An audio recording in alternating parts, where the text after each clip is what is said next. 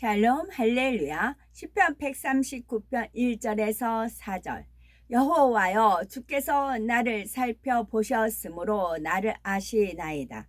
주께서 내가 앉고 일어섬을 아시고 멀리서도 나의 생각을 밝히 아시오며 나의 모든 길과 내가 눕는 것을 살펴보셨으므로 나의 모든 행위를 익히 아시오니 여호와여, 내 혀의 말을 알지 못하시는 것이 하나도 없으시니이다. 아멘.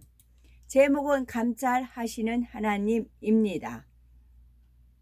요즘은 우리가 의식하지 못하는 중에도 CCTV를 통해서 자동차의 이동이나 우리의 행동이 촬영되곤 하지요. 한밤중이나 캄캄한 곳에서도 적외선 카메라로 촬영이 되어서 범죄자를 찾는 데도 이용이 됩니다. 이처럼 발달된 과학 문명으로도 곳곳을 살필 수 있는데 하물며 전지전능하신 하나님께서는 어떠하시겠습니까? 모든 것을 감찰하시는 하나님과 우리가 행해야 할 바에 대해서 증거하고자 합니다. 첫째, 머리털까지도 다 세신 바 되시는 하나님. 성경에는 하나님이 얼마나 세밀하게 잘 아시는지 보여주는 예가 나와 있지요. 엘리사 선지자 시대에 아람이라는 나라가 이스라엘을 자주 침공을 했습니다. 그런데 이상하게도 아람 왕과 신복들이 이스라엘 침공을 위해 세운 계획들이 매번 허사로 돌아갔습니다. 이로 인해 아람 왕은 자신의 신복 중에 이스라엘과 내통하는 첩자가 있어서 자신들의 계획을 누설한다 생각할 정도였지요. 열왕기하 6장 11에서 12절에 아람 왕의 마음이 번뇌하여 그 신복들을 불러 이르되 우리 중에 누가 이스라엘 왕의 내응이 된 것을 내게 고하지 아니하였느냐. 그 신복 중에 하나가 가로되 우리 주 왕이여 아니로소이다. 오직 이스라엘 선지자 엘리사가 왕이 침실에서 하신 말씀이라도 이스라엘 왕에게 고하나이다 한 대로 하나님께서 엘리사 선지자를 통해 적진 상황을 미리 알려주시니 이스라엘 왕이 대비할 수 있었던 것입니다. 이처럼 하나님께서는 아무도 보고 듣지 않은 일까지도 다 알고 계십니다. 온 지구를 살피시는 것은 물론 천사들을 통해 우리의 행위를 기록하고 계시지요. 시편 139편 1절에서 4절에도 여호와여, 주께서 나를 감찰하시고 아셨나이다. 주께서 나의 앉고 일어섬을 아시며 멀리서도 나의 생각을 통촉하시오며 나의 길과 눕는 것을 감찰하시며 나의 모든 행위를 익히 아시오니 여호와여, 내 혀의 말을 알지 못하시는 것이 하나도 없으시니이다 했습니다. 감찰하시는 하나님께서는 우리의 행함과 생각은 물론 마음에 품은 모든 것도 알고 계십니다. 마태복음 10장 30절에는 너희에게는 머리털까지 다 세신 바 되었나니 했습니다. 우리의 모든 것에 대해 모르는 것이 없으신 하나님 앞에 우리는 어떤 것도 숨길 수 없고 아니다 할 수가 없습니다. 이런 사실을 믿는 것이 믿음인데도 어떤 사람은 하나님을 믿는다 하면서도 그분을 의식하지 않거나 심지어 무시합니다. 얼마나 어리석은 일이겠습니까? 진정 믿음이 있다면 내 삶의 모든 것을 감찰하시는 하나님을 온전히 믿고 의지해야 합니다. 과연 나는 감찰하시는 하나님을 얼마나 믿고 의지하며 살아가는지 말씀을 통해 살펴봅니다. 두 번째, 감찰하시는 하나님을 온전히 믿고 의지한다면 범죄할 수가 없습니다. 또한 마음의 향을 들여야 하는 것이고 선을 쫓아 행해야 합니다. 감찰하시는 하나님을 온전히 믿고 의지한다면 범죄할 수가 없습니다. 사람들은 범죄할 때에 사람의 눈과 CCTV만 피하면 된다고 생각합니다. 그리고 범죄한 후에 발각되지 않으면 완전 범죄라고 생각하지요. 하지만 사람의 눈과 CCTV보다 더 정확하고 세밀하게 감찰하시는 하나님이 계십니다. 따라서 우리가 하나님을 온전히 믿는다면 그분의 시선을 의식하며 살아야 합니다.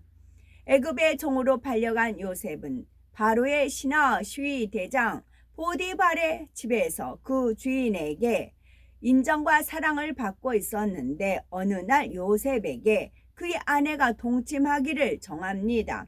그때 요셉은 내가 어찌 이 큰 악을 행하여 하나님께 득죄하리까? 라고 거절하는 것은 물론 함께 있지도 않았습니다.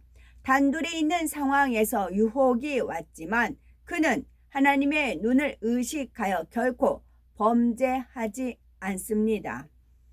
이런 상황에서 믿음이 적은 사람일수록 어떠합니까? 보이지 않는 하나님을 느끼지 못하니 사람의 눈만 피하면 된다고 생각합니다. 요나 선지자가 그리하였지요. 니누웨로 가라 하신 하나님의 뜻을 어기고 다시스로 향하였지요. 그리고는 배 아래 칸에서 잠을 잤습니다. 하지만 하나님은 다 보고 계셨지요. 이처럼 요나가 하나님의 뜻에 불순종하니 배에 함께 있던 사람들까지 어려움을 겪었습니다. 또 하나님을 의식하지 않은 성경상 인물로는 게하시를 들 수 있습니다. 나만 장군이 엘리사 선지자의 말대로 요단강에 7번 잠그고 문둥병을 치료받습니다. 그때 그가 엘리사 선지자에게 감사 예물을 드리려 하지만 그냥 돌려보냅니다. 이를 보고 있던 사환 게하시는 물질에 욕심이 생겨 나만 장군 뒤를 쫓아갑니다. 엘리사 선지자가 예물이 조금 필요하다고 거짓말을 합니다. 게하시는 그 예물을 받아 집에 숨겨 놓습니다. 그리고 아무 일이 없었던 것처럼 엘리사 선지자에게로 돌아옵니다. 그러자 엘리사 선지자는 모든 것을 알고 있으면서도 게하시에게 어디서 오느냐라고 묻지요. 그는 회개해야 하는데도 오히려 시치미를 떼고 종이 아무데도 가지 아니하였나이다 라고 둘러댑니다. 그때 엘리사는 그 사람이 수레에서 내려 너를 맞을 때에 내 심령이 감각되지 아니하였느냐 하지요. 결국 그는 문둥병이 바라는 저주를 받게 됩니다. 게하시는 자신의 행동을 본 사람이 없다고 생각했지만 하나님은 다 보고 계셨고 엘리사 선지자에게 알리셨던 것입니다. 전도서 12장 14절에 하나님은 모든 행위와 모든 은밀한 일을 선악간에 심판하시리라 말씀했습니다. 우리는 매 순간 행한 대로 갚아주시는 하나님 앞에 우리의 행함을 하나하나 체크해 보아야 합니다. 죄를 짓지 않는 것은 물론이요. 기도하며 성결을 위해 노력하는데도 믿음이 성장이 빠르지 않다면 지난 날을 되돌아 보아야 합니다. 혹여 사망에 이르는 죄나 심히 악한 죄를 짓고도 이를 잊어버렸거나 대수롭게 여기지 않아서 회개치 못함으로 탐이 되지 않았는지를 살펴야 하지요. 예를 들어 남녀 사이에 사망에 이르는 육체의 일은 회개했지만 성전 안에서 스킨십한 일을 회개하지 않았다거나 기관, 회비를 임의로 사용했으면서도 채워 넣지 않고 그냥 지나치지는 않았는지 돌아보아야 합니다. 마태복음 5장 26절에 보면 진실로 네게 이르노니 네가 홀이라도 남김이 없이 다 갚기 전에는 결탄코 거기서 나오지 못하리라 했습니다. 하나님은 용서와 사랑의 하나님이시므로 우리가 중심에서 회개하고 돌이키며 용서해 주십니다. 혹여 하나님과 죄의 담이 여전히 남아있지 않은지 부지런히 찾아 통해 자복을 해야 합니다. 그래야 회개의 영이 임하며 잊었던 어린 시절의 죄라도 떠올려 주시는 것입니다. 진정 은밀한 것까지 살피시는 하나님을 믿는다면 허물과 죄를 철저히 회개하였는지를 점검하여 참된 하나님의 자녀로 인정받아야 합니다. 그리고 어떤 작은 죄악이라도 하나님이 보고 계심을 깨달아 절대로 용납해서는 안 될 것입니다. 또한 마음의 향을 드려야 합니다. 사무엘상 16장 7절에 나의 보는 것은 사람과 같지 아니하니 사람은 외모를 보거니와 나 여호와는 중심을 보느니라 했습니다. 하나님은 우리의 행함만이 아니라 마음의 향을 받기 원하십니다. 보통 사람은 겉모양만 보므로 뒤에서 나를 험담하는 사람이 내 앞에서 칭찬과 아부를 하면 그냥 쏘가 넘어갈 수 있습니다. 하지만 하나님은 전혀 속지 않으십니다. 마태복음 23장에 보면 예수님은 외식하는 서기관들과 바리새인들을 엄히 책망하셨고 고린도전서 13장에도 사랑 없이 행하는 구제나 선행은 아무 필요가 없다고 말씀하셨지요. 만일 내가 일꾼인데도 출석 체크 때문에 기도회에 참석한다면 이는 응답도 변화도 더딜 수밖에 없습니다. 또한 하나님과 영혼을 사랑하기 때문에 사명을 사모하고 일꾼으로 선출되기보다는 사람들에게 인정받기 위해서 선출되기 원했다면 믿음의 성장이 더딜 수밖에 없습니다. 또한 누가 볼 때와 그렇지 않을 때 나의 행함이 다르다면 이 또한 하나님 앞에 거짓이 됩니다. 교회에서는 거룩한 것처럼 행동을 하면서도 집에서는 거친 언행을 서슴지 않는다면 이는 온전치 못한 것입니다. 잠언 16장 2절에 사람의 행위가 자기 보기에는 모두 깨끗하여도 여호와는 심령을 감찰하시느니라 했습니다. 감찰하시는 하나님을 인정하여 마음의 향을 드리는 사람은 열심히 마음의 할례를 이룹니다. 하나님께서는 꾀꼬리 같은 목소리로 찬양하는 것보다 음치라도 성결한 마음으로 드리는 찬양을 더 기뻐 흠양하십니다. 그러니 하나님을 사랑한다면 마음 중심을 아시는 하나님 앞에 성결한 마음을 이루기 위해 열심히 달려가야 할 것입니다. 또한 선을 쫓아 행해야 됩니다. 잠언 15장 3절에 여호와의 눈은 어디서든지 악인과 선인을 감찰하시느니라 했습니다. 성경에 보면 선을 행하여 축복을 받은 믿음의 선진들이 나옵니다.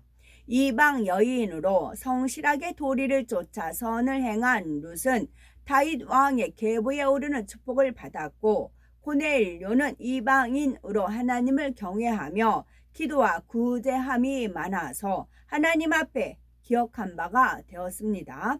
그래서 당시 최고의 사도인 베드로를 통해 성령을 받았을 뿐만이 아니라 함께 모인 일가 친척, 친구들까지도 복을 받았지요. 또한 여제자 다비다는 생전의 선행과 구제함이 많았기에 베드로의 기도로 죽었다가 다시 살아나는 축복을 받았습니다. 하나님께서는 선과 사랑을 이룬 하나님 닮은 자녀를 찾아 넘치는 축복으로 함께 하십니다. 선이라고 해서 꼭 눈에 보이는 행함만을 의미하지는 않습니다. 교회를 위해 기도와 금식도 하나님을 사랑하여 힘을 다하는 충성도 다 포함이 되지요. 하나님께서는 하나님의 시선을 의식하며 정도를 쫓아 행하는 모든 삶을 기억하셔서 넘치는 응답과 축복으로 바꿔주신다는 사실을 기억해야 됩니다. 하나님은 우리의 일거수일투족을 살피시되 사람이 알지 못하는 마음과 생각도 다 알고 계십니다. 그렇다고 하나님을 두려운 분으로 여겨서는 아니 되지요. 내가 진리대로 살지 못하거나 순종하지 않을 때는 하나님의 눈이 무섭고 두렵게 느껴질 수 있습니다. 반면에 선을 쫓고 진리대로 순종할 때는 한없이 인자하고 따뜻한 아버지 하나님이십니다. 마치 잘못을 숨기고자 할 때는 엄마의 눈치를 살피지만 1등한 성적표를 받으면 그 소식을 전하기 위해 엄마를 빨리 만나기를 고대하는 것과 같지요. 그러니 말씀에 순종함으로 변화되어 하나님의 시선을 받는 사람이 되어야 되겠습니다. 하나님의 시선을 받는다는 것은 이 세상의 어떤 든든한 힘과도 비교할 수가 없는 축복이며 어떤 어려움이나 문제도 능히 피해가고 해결할 수가 있습니다.